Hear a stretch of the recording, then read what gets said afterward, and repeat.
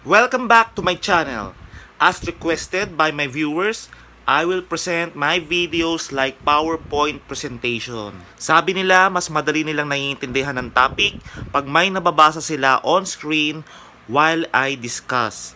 Tapusin nyo yung video dahil ang mga kasagutan sa tanong nyo ay mapag-uusapan natin.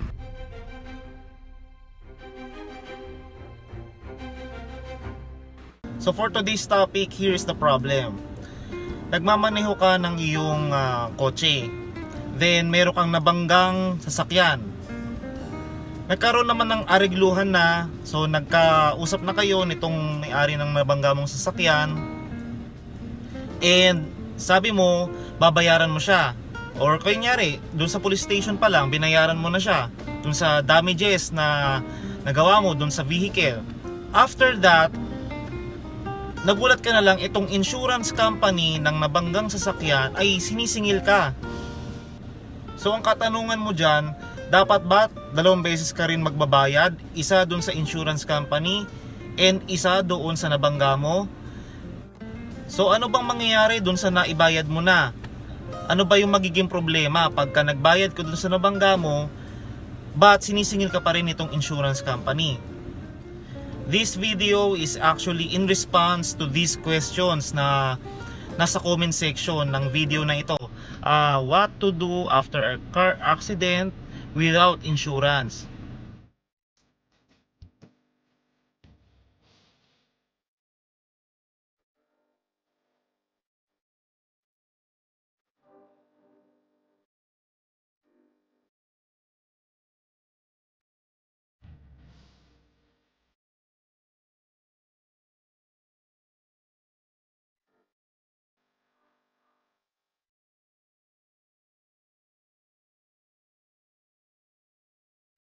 Okay, so to answer the issue, nakabangga ka, binayaran mo tong nabangga mo, pero itong insurance company ay sinisingil ka pa. Ano ba yung karapatan mo?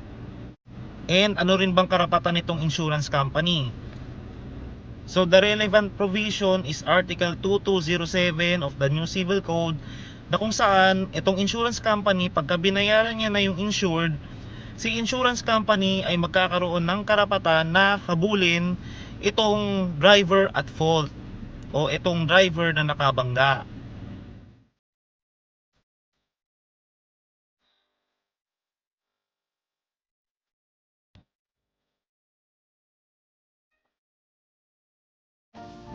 So better if magbabayad ka dito sa nabangga mo, manghingi ka ng resibo para katibayan na ikaw nga ay nagbayad na, para in the event na itong insurance company ay singilin ka, yan yung resibo na maipapakita mo.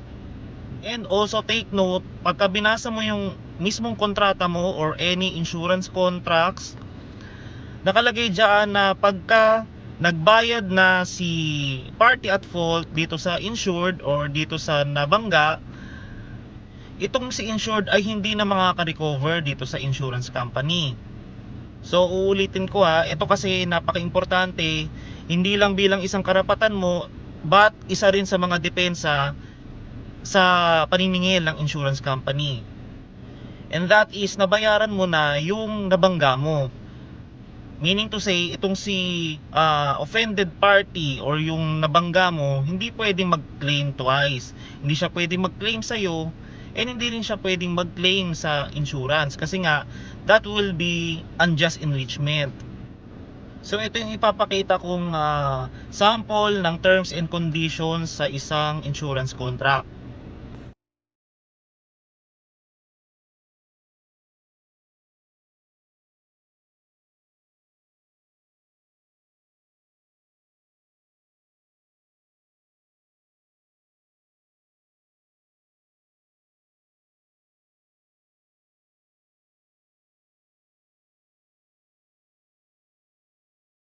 Okay, so that ends our topic today. Sana marami kayong natutunan.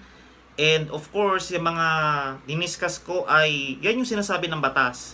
For now, please like this video, share this with your friends, subscribe to my channel, and do not forget to hit that notification bell icon para ma-notify kayo ng mga next videos ko na i-upload. Thank you for watching. First, Yung mga dinidiscuss ko sa mga vlogs ko are based on my experience. Example, as a buyer of a car. Sa mga videos ko, pinapaliwanag ko lang yung sinasabi ng isang batas. In short, for academic discussion purposes itong vlogs ko.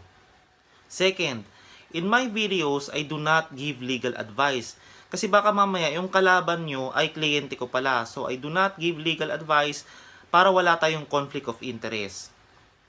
Third, every situation is different. So if may hindi ako na didiscuss dun sa mga vlogs ko, it is just because may mga factors that need to be considered para maging accurate yung answer sa isang tanong or sa isang discussion. Kung may gusto kayong linawin, comment na lang kayo sa video. Last, kung meron kayong actual case o meron kayong gustong ireklamo, ibang lawyer na lang yung kunin nyo kasi I do not create my videos para mag-advertise ng services. So, yun na yung 4 reminders ko. Just do not forget to subscribe to my channel.